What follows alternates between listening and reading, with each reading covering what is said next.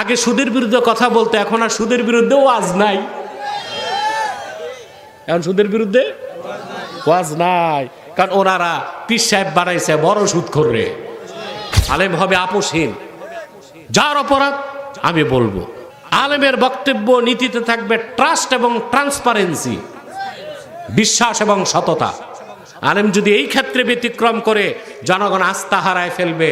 ওনারা তো আগে সুদের বিরুদ্ধে কথা বলতে, এখন আর সুদের বিরুদ্ধে ওয়াজ নাই। এখন সুদের বিরুদ্ধে ওয়াজ নাই, কারণ ওনারা পীর সাহেব বানাইছে বড় সুদখোর রে। আব্বাসীর এসব কথা ভালো লাগবে না, তবে 10 মাস আগে ভালো লাগতো না, এখন কিছু কিছু বুঝে আসতেছে। কাফেরের সাথে মুশরিকের সাথে আপোষ করে যারা ক্ষমতায় যাবে, কোনদিন তাদের দিয়া ইসলামী হুকুমত বাংলাদেশে কায়েম হবে না। এত ওয়াজ মাহফিল বাংলাদেশে হয়, সবাই যদি হেদায়েত পাইতো তো বহু আগেই বাংলাদেশের মানুষগুলো আল্লাহর ওলি হয়ে যেত। প্রত্যেক মসজিদে ইমাম সাহেব জুমায় 1 ঘন্টা করে ওয়াজ করে, বছরে 52 ঘন্টা। বছরে 52 ঘন্টা যারা মসজিদে ওয়াজ শুনতেছে, খুঁজলে দেখবেন এরাই সুদ খাচ্ছে, ঘুষ খাচ্ছে, চুরি করতেছে, জেনা করতেছে, আরেকটা মেরে খাচ্ছে, টেন্ডারবাজি, চাঁদাবাজি, বিচার আচারে ঘুষ বাণিজ্য। আউযু বিল্লাহি মিনাশ শাইতানির রাজীম। বিসমিল্লাহির রাহমানির রাহিম। ويقول الذين كفروا لولا أنزل عليه آية من ربه قل إن الله يضل من يشاء ويهدي إليه من أناب الذين آمنوا وتطمئن قلوبهم بذكر الله ألا بذكر الله تطمئن القلوب। আল্লাহ তাআলা বলেন, ويقول الذين كفروا, যারা কুফর করেছে, কাফের, অবিশ্বাসী। এই তোমরা ডানে বসে কথা বলো না, কোনো কথাবার্তা নাই, চুপচাপ বস। যারা কাফের, অবিশ্বাসী, তারা বলে লাউলা উনজিলা আলাইহি আয়াতুম মির রাব্বিহ, যদি মুহাম্মদ সাল্লাল্লাহু আলাইহি ওয়াসাল্লামের নিকট আল্লাহর পক্ষ থেকে কোনো নিদর্শন আসতো। তাদের বক্তব্য ছিল কোনো নিদর্শন আসলে আমরা হয়তোবা ঈমান আনতাম। আল্লাহ তাআলা বলেন যে আল্লাহর পক্ষ থেকে সবচেয়ে বড় নিদর্শন হচ্ছে কোরআন। এটা দেখার পর যারা ঈমান আনে নাই, অন্য কোন নিদর্শন দেখার মাধ্যমে তারা ঈমান আনতে পারে না। এই ছাত্রগুলো কোথায় যাচ্ছে এখন? বসো।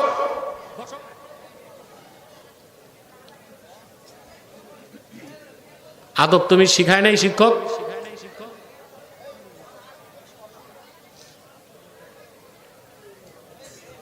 ডান পাশের আওয়াজগুলো বন্ধ করেন। রোডে মুনাজাত করে তোমাদের উঠতে হবে। আল্লাহর কোরআন দেখে যারা ঈমান আনে নাই, অন্য নিদর্শন দেখলে ঈমান আনবে? আল্লাহ বললেন, কুল ইন্নাল্লাহা ইউদিল্লু মান ইয়াশাউ ওয়া ইয়াহদি ইলাইহি মান আনাব। মুহাম্মদ সাল্লাল্লাহু আলাইহি ওয়াসাল্লাম আপনি বলুন, নিশ্চয় আল্লাহ যাকে ইচ্ছা তাকে পথভ্রষ্ট করেন, আর বিনয়ের সাথে যে এগিয়ে আসে আল্লাহ তারে হেদায়েত করে হেদায়েতের শেষ মঞ্জিলে পৌঁছায় দেন। সুবহানাল্লাহ। কোরআনের চেয়ে বড় কোনো নিদর্শন নাই। কাফেরদের কোরআনের বিপক্ষে কোনো বক্তব্য ছিল না, এই জন্য তারা মন গড়া উদ্ভট কথা বলতো, নিদর্শন দেখতে চাইতো। যেমন কাফেরেরা বলেছে ওয়ালাউ আন্না কুরআনান সুইরাত বিহিল জিবালু আও কুত্তিআত বিহিল আরদু আও কুল্লিমা বিহিল মাউতা বাল লিল্লাহিল আমরু জামিআ। ঈমান না আনার জন্য উদ্ভট কথা বলতো মুহাম্মদ সাল্লাল্লাহু আলাইহি ওয়াসাল্লামের নিকট যদি এমন একটা কোরআন আসতো যার মাধ্যমে পাহাড়গুলি উড়তো, জমিন ফেটে যেত, মৃত মানুষ কবর থেকে উঠে কোরআনের সাথে কথা বলতো, তাইলে আমরা ঈমান আনতাম। নাউজুবিল্লাহ। আল্লাহ বলেন বাল্লিল্লাহিল আমরু জামিয়া, এই সব কাজ আল্লাহর ইখতিয়ার ভুক্ত।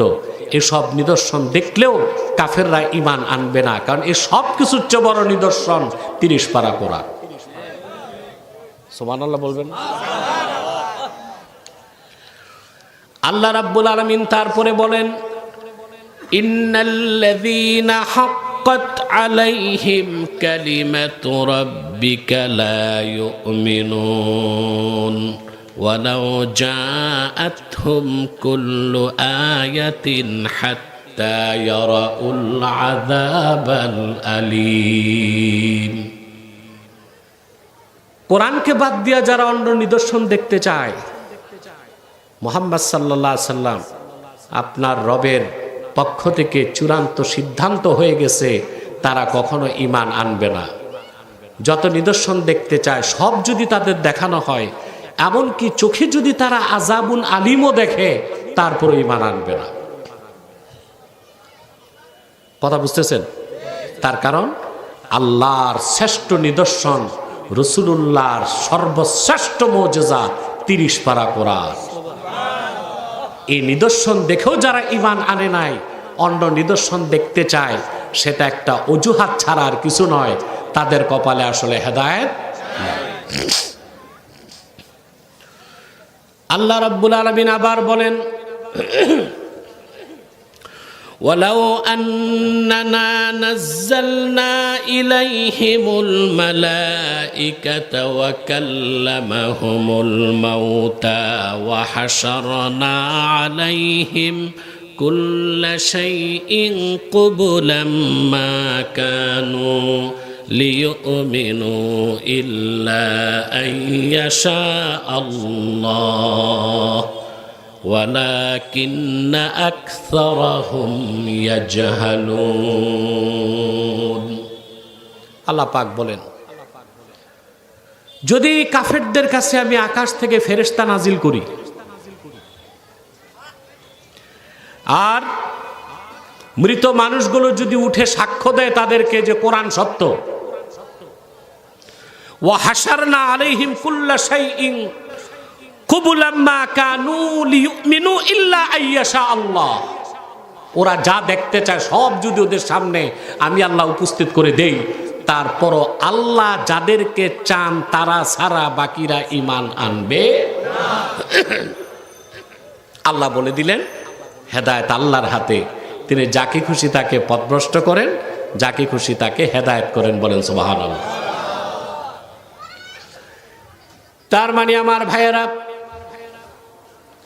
আল্লাহর সর্বশ্রেষ্ঠ কুদরত নিদর্শন, রাসূলুল্লাহর সর্বশ্রেষ্ঠ মুজিজা 30 পারা কোরআন। ওরা তো একটা দুইটা নিদর্শন আয়াত দেখতে চাইছে। কোরআনের 6666টা আয়াতের প্রত্যেকটা আয়াতই ইসলামের পক্ষে মহানিদর্শন, কিন্তু তারা ঈমান আনে নাই। তারা যে নিদর্শনগুলো দেখতে চেয়েছে, ওই সব নিদর্শনের চেয়ে বড় নিদর্শন কি রাসূলুল্লাহ তাদেরকে দেখান নাই? আঙ্গুলের ইশারায় চাঁদ 2 টুকরা করে দেখায় দিয়েছেন। সুবহানাল্লাহ। ঈমান আনছে? ওদিক ঘুরে বসে। ঈমান আনছে? আনছে? মক্কা শরীফে একটা পাহাড় আছে, নাম আবু কুবাইস। কি নাম? যারা হজ করছেন তারা দেখছেন, কাবাগরের সাথেই পাহাড়টা, যে পাহাড়ের উপর বাদশার বাড়ি। চিনছেন? বাদশা বাড়ি করছে ভালো উদ্দেশ্যে, বাদশা ফাহাদ করছে। তার উদ্দেশ্য ছিল সে তার কামরায় বসে কাবাগর দেখে দেখে ইবাদত করবে। এটা পৃথিবীর প্রথম পাহাড়। হাদিস শরীফে এসেছে, আউয়ালু জাবালিন খালাকাহুল্লাহু ফিল আরদে আবা কুবাইস। এই পৃথিবীতে প্রথম আল্লাহ যে পাহাড়টা সৃষ্টি করছেন আল্লাহ, ওইটার নাম আবু কুবাইস। এটাকে বলা হয় উম্মুল জিবাল, সকল পাহাড়ের মা। সুবহানাল্লাহ বলেন।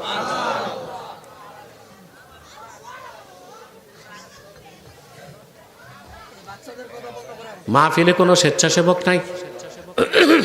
হ্যাঁ,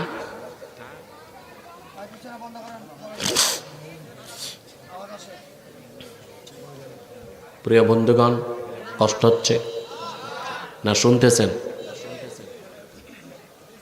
রাসূলুল্লাহ সাল্লাল্লাহু আলাইহি সাল্লাম আবু কুবাইস পাহাড়ের সামনে দাঁড়িয়ে আছেন। আবু জেহেল সাঙ্গপাঙ্গ নিয়ে আসছে, এসে বলল, মুহাম্মদ সাল্লাল্লাহু আলাইহি ওয়াসাল্লাম, যত নিদর্শন আপনি দেখাইছেন দুনিয়ায়, আকাশে তো দেখান নাই। আপনি কি পারবেন আকাশের পূর্ণিমার চাঁদটা 2 টুকরা করে দেখায় দিতে? কোরআন সাক্ষ্য দেয়, আল্লাহর হাবিব ওনার শাহাদাত আঙ্গুলি দিয়ে ইশারা করলেন, লক্ষ লক্ষ মাইল দূরের পূর্ণিমার চাঁদটা 2 টুকরা হয়ে আবু কুবাইস পাহাড়ের 2 পাশে সরে গেল। বলেন সুবহানাল্লাহ। আল্লাহ রাব্বুল আলামিন সে কথাটি কোরআন কারীমে বলেন, ইকতারাবাতিস সাআতু ওয়ানশাক্কাল কমর ওয়া ইন ইয়ারাউ আয়াতান ইউরিদু ওয়া ইয়াকুলু সিহরুন মুস্তামির। আল্লাহ বলেন, ইকতারাবাতিস সাআতু ওয়ানশাক্কাল কমর, কিয়ামত নিকটবর্তী হলো আর আমার হাবিবের আঙ্গুলের ইশারায় চাঁদ 2 টুকরা হয়ে গেল। আবু জেহেল চোখে দেখে ঈমান আনছে? কথা বলে। সে কি বলল? যে এইটা তো সিহরুম মুস্তামির, চলমান জাদু। নাউজুবিল্লাহ বলবেন না?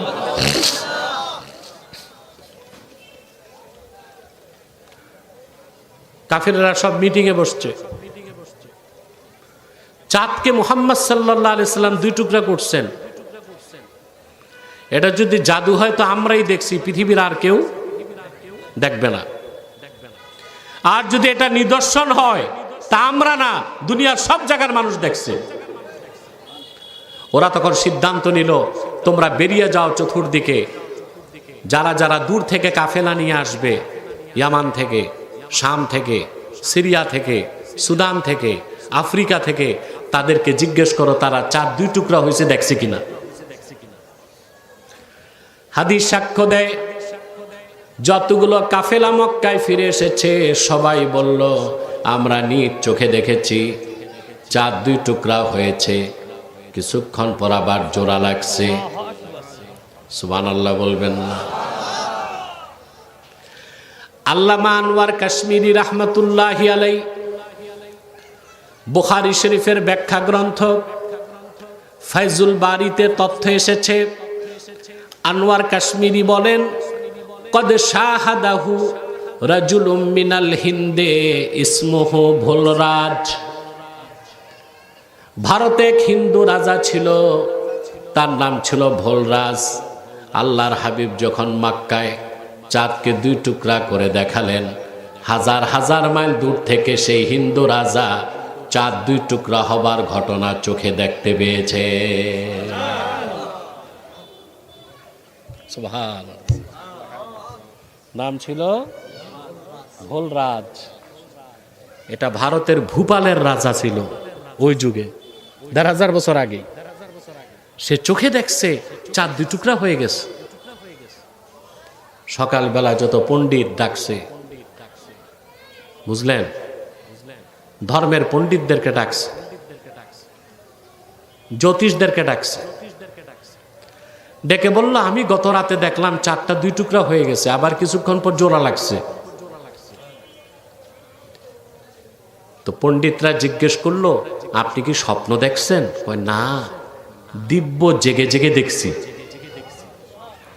আরে ভাই, আপনার কি কবরস্থানে না মাহফিলে? দিব্য জেগে জেগে দেখছি। পণ্ডিতরা বলে আমাদেরকে একটু সময় দেন। ওরা ধর্মগ্রন্থ দেখে সিদ্ধান্ত দিল, আপনি যা দেখছেন সঠিক দেখছেন। হিন্দু পণ্ডিতরা বলল, আমাদের ধর্মগ্রন্থ উল্লেখ আছে এই পৃথিবীর মানুষের সর্বশেষ কান্ডারি হিসেবে যিনি আসবেন, আখিরি নবী মুহাম্মদ সাল্লাল্লাহু আলাইহি ওয়াসাল্লাম। মক্কায় তিনি আসবেন, কাফেরদের চ্যালেঞ্জের মোকাবেলায় তিনি চাঁদকে 2 টুকরা করে দেখাবেন। গত রাতে মক্কায় সেই ঘটনা ঘটেছে, আর আপনি সেই সৌভাগ্যবান নিজ চোখে তা দেখতে পেয়েছেন। আল্লামা কাশ্মীরি এতটুকুই লেখছেন, এর বেশি না। কিন্তু অন্য ইতিহাসে এসেছে এই হিন্দু রাজা ভোলরাজ তার সপরিবারে হিন্দুস্তান ছেড়ে আরবে চলে গেছে, রাসূলুল্লাহর কদমে যে ঈমান এনে মুসলমান হয়ে গেছে।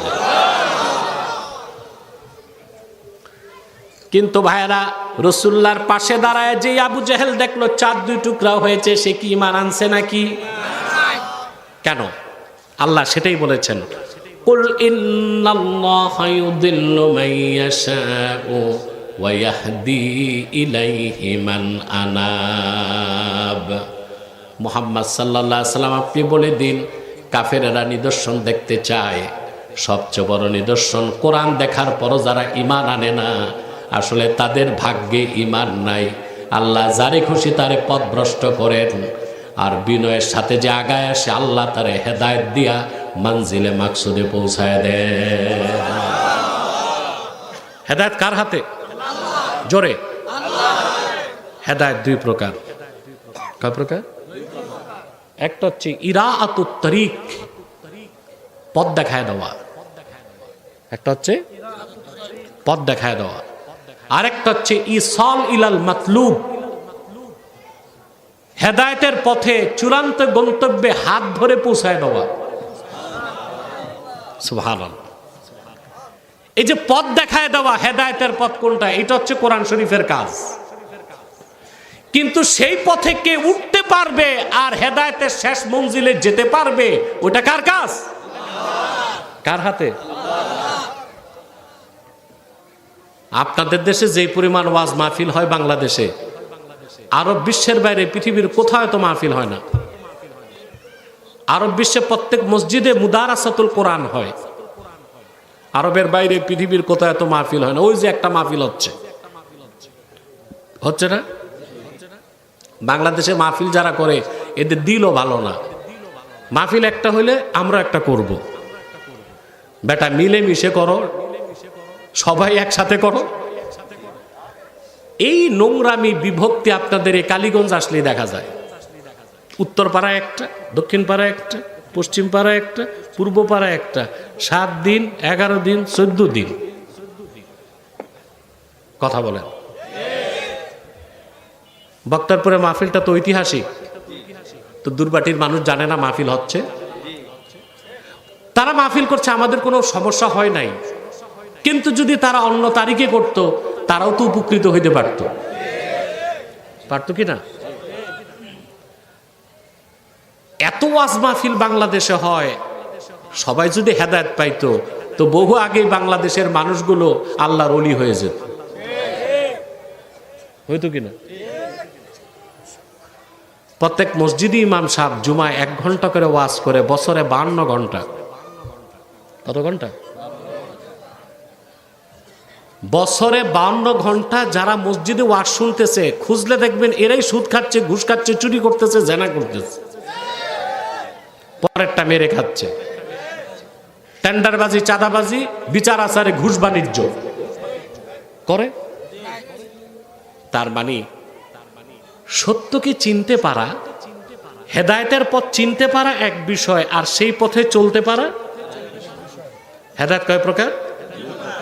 একটা হচ্ছে ইরাআতুত তারিক, হকের পথ দেখায় দেওয়া, হেদায়েতের পথ, এটা হচ্ছে কোরআনের কাজ। আর সেই পথে কে চলতে পারবে সেই দায়িত্ব কার হাতে? সুবহানাল্লাহ। আমি একটা দৃষ্টান্ত দেই। কথা বলে, দুইটা দৃষ্টান্ত দিচ্ছে। সত্যকে চিনতে পারা এক বিষয়, সত্যকে মেনে নেওয়া আরেক বিষয়। মক্কা মুকাররমায় কাফেরদের সবচেয়ে বড় নিকৃষ্ট নেতা ছিল আবু জেহেল। তার বন্ধু ছিল আখনাস বিন শারিক। কি নাম? এই আখনাস বিন শারিক ছিল মক্কার কাফের কুরাইশদের বুদ্ধিজীবী। এখন বুদ্ধিজীবী আছে না দেশে? বিগত 16 বছর আমরা দেখছি একরকম বুদ্ধিজীবী, বামপন্থী বুদ্ধিজীবী, আর এখন দেখতেছি ডানপন্থী বুদ্ধিজীবী। কথা বলেন। আগে দেখছি বুদ্ধিজীবীগুলো করত ভারতের দালালি, আর এখন বুদ্ধিজীবীগুলো করে আমেরিকার দালালি। একটাও ইসলামের বন্ধু না, সব ইসলামের শত্রু। যেমন এখন এক বুদ্ধিজীবী বের হয়েছে, ফরহাদ মজহার। হ্যাঁ, বাউলদের পক্ষ নিছে। কাদের পক্ষ? সে হুমকি দেয়, আমাকে হুমকি দেয়, আমাকে অ্যারেস্ট করাবে। বুঝলেন? 16 বছর আমারে অ্যারেস্ট করাইতে পারে নাই, এখন অ্যারেস্ট করাবে। হ্যাঁ, অ্যারেস্ট করাতে পারবে, কিন্তু ওদের ক্ষমতার তক্তা উল্টে যাবে ইনশাল্লাহ। এক নিকৃষ্ট বাউল আল্লাহর শানে বেয়াদবি করছে, শুনছেন? সে মুসলমান না কাফের? তাকে তো ফাঁসি দেওয়া দরকার। মাত্র গ্রেফতার করছে, মাত্র গ্রেফতার করছে। এতেই ফরহাদ মজহার হুমকি দেয়, আলেমদের দেখে নিবে। আমি পাল্টা হুমকি দিয়েছি, ফরহাদ বাড়াবাড়ি করলে বাংলার তৌহিদি জনতা কোদাল দিয়া দাড়িগুলো চেষে জুতা পেটা করে বাংলাদেশ থেকে বহিষ্কার করবে তোমাকে।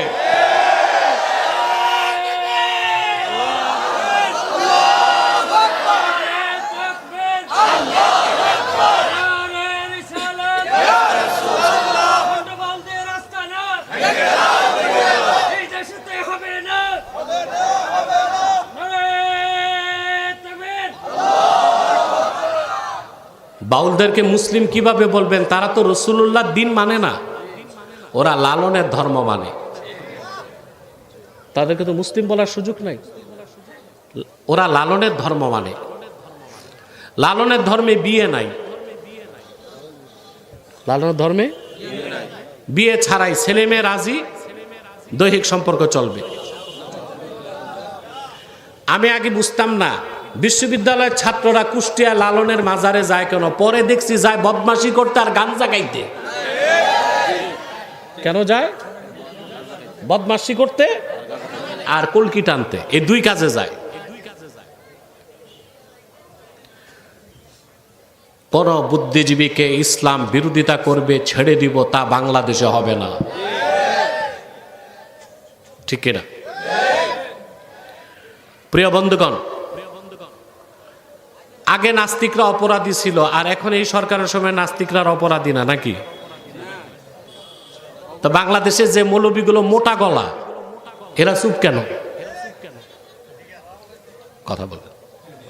কারণ ফরহাদ মজহার হচ্ছে সিআইএর এজেন্ট। তো মৌলবী সাহেবরা ফরহাদের বিরুদ্ধে কথা বলে না, যদি আব্বা খেপে যায়। আব্বা কই? আব্বা যদি রেগে যায় তো ক্ষমতায় যাবে কেমনে? কাফেরের সাথে মুশরিকের সাথে আপোষ করে যারা ক্ষমতায় যাবে, কোনদিন তাদের দিয়া ইসলামী হুকুমত বাংলাদেশে কায়েম হবে না। আলেম হবে আপোষহীন। যার অপরাধ আমি বলবো। আলেমের বক্তব্য নীতিতে থাকবে ট্রাস্ট এবং ট্রান্সপারেন্সি, বিশ্বাস এবং সততা। আলেম যদি এই ক্ষেত্রে ব্যতিক্রম করে, জনগণ আস্থা হারায় ফেলবে। ওনারা তো আগে সুদের বিরুদ্ধে কথা বলতে, এখন আর সুদের বিরুদ্ধে ওয়াজ নাই।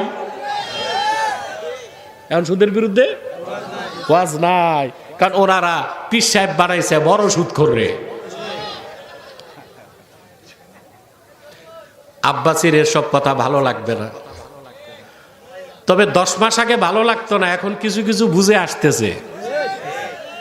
আসতেছে কিনা?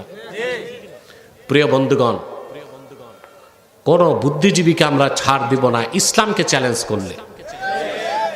ছাড়বেন? কোন দলের তা দেখবেন? মক্কায় কুরাইশদের বড় বুদ্ধিজীবী ছিল আখনাস বিন শরীক। একদিন সে আবু জেহেলের কাছে এসে বলে, তোমার সাথে আমার কিছু কথা আছে। তোমার সাথে আমার? বলো কি কথা বলো? বলল, আখবিরনি আন মুহাম্মাদিন সাল্লাল্লাহু আলাইহি ওয়াসাল্লাম আসাদিকুন হুয়া আম কাযিব। নাউযুবিল্লাহ। فإنه ليس هاهنا من قريش غيري وغيرك يسمع كلامنا। আবু জেহেল, সত্য করে বলো, মুহাম্মদ সাল্লাল্লাহু আলাইহি সাল্লামের ব্যাপারে তোমার বিশ্বাস কি? উনি মহাসত্য নবী কিনা? এখানে কুরাইশদের মধ্যে তুমি আর আমি ছাড়া কেউ নাই, আমাদের কথা শুনবে। আবু জেহেল জবাব কি দিয়েছে শুনবেন? আবু জেহেল জবাব দিয়েছে, ওয়াইহাকা ওয়াল্লাহি ইন্না মুহাম্মাদান সাল্লাল্লাহু আলাইহি ওয়াসাল্লাম লা সাদিকুন ওয়া মা কাযাবা মুহাম্মাদুন সাল্লাল্লাহু আলাইহি ওয়াসাল্লাম কাত্তু। কাবার মালিক আল্লাহর কসম রে, শুনে রাখ আখনাস বিন শরীক, নিশ্চয় মুহাম্মদ সাল্লাল্লাহু আলাইহি সাল্লাম মহাসত্যবাদী, জীবনে তিনি একটা মিথ্যা কথা বলেন নাই। সাক্ষ্য কে দিছে? আবু জেহেল। আবু জেহেলই সাক্ষ্য দিছে। কাবার মালিক আল্লাহর কসম, মুহাম্মদ সাল্লাল্লাহু আলাইহি সাল্লাম মহাসত্য। কখনো তিনি একটা অক্ষর মিথ্যা কথাও বলেন নাই। আল্লাহু আকবার। আবু জেহেল ঈমান আনছে, বদর যুদ্ধে রাসূলুল্লাহর বিরুদ্ধে অস্ত্র ধরছে, তারপর কাফের অবস্থায় নিহত হয়ে জাহান্নামে গেছে। তাহলে একটা হচ্ছে সত্যকে চিনতে পারা, আর একটা হচ্ছে সত্যকে গ্রহণ করা। একটা হচ্ছে সত্যকে গ্রহণ করা, একটা হচ্ছে সত্যকে গ্রহণ করা, একটা হচ্ছে সত্যকে